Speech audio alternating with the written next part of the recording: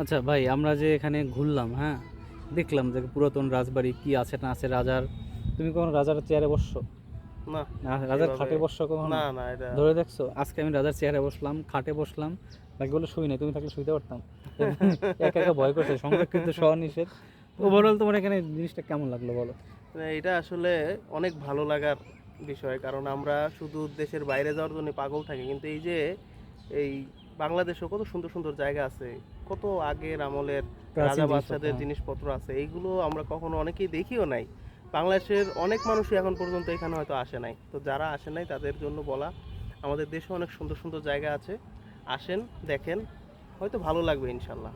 না সেটাই ভাই, এরপরে মনে করো আমার সত্যি কথা বলতে আমি কখনো যে কাছ থেকে যে আগের যে রাজার যে হুম, জিনিস হুম। শুনছি, রাজবাড়ি কোন বিভিন্ন রাজবাড়ি দেখলাম পরিত্যক্ত, ওখানে কিছু থাকে না, পুরো ভাঙা বিল্ডিং সংরক্ষিত। যে এটা তো হলো তোমার সরকারি প্রত্নতত্ত্ব হুম, প্রত্নতত্ত্ব বিভাগের বিভাগের আওতায়। আওতায়।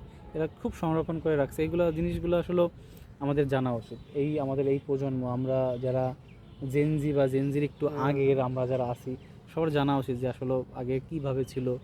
ওই জিনিসগুলো থেকে তো আসলে মডিফাই। আমরা যে আজকে দেখলাম যে পানির যে পাম্প, হ্যাঁ। সেই পাম্প দেখো আসতে 300-400 বছর আগের, কিন্তু এখনও সেই মেটাল এখনও ক্ষয় হয় নাই। হ্যাঁ। ওই পাম্প থেকে তারা ওই 300-400 বা 200-250 বছর আগেও কী করতো, বিদ্যুৎ উৎপাদন বিদ্যুৎ করতো। উৎপাদন করতো। এই জিনিসগুলো চিন্তা করা কিন্তু যায়। মানে জানা বা আমাদের বোঝা উচিত বা জানা উচিত, দেখা উচিত।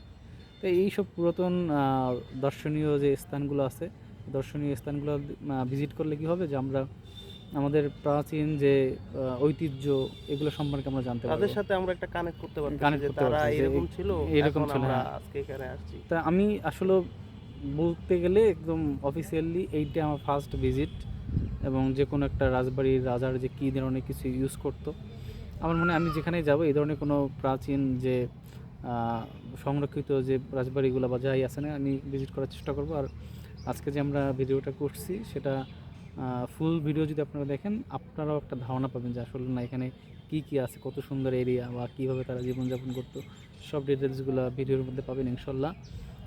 দেখা হবে বা কথা হবে নেক্সট কোনো ভিডিওতে। ভাই, ভিডিওতে। তোমার তোমার কিছু বলা থাকলে? না, অবশ্যই আমাদের এই ভিডিওটা আপনারা দেখবেন এবং যদি কোনো কিছু বলার থাকে অবশ্যই কমেন্টস করবেন এবং অবশ্যই আবার ইনশাল্লাহ দেখা হবে অন্য কোনো জায়গায়, অদেখা এমন জায়গা যেগুলো আমরা দেখাবো।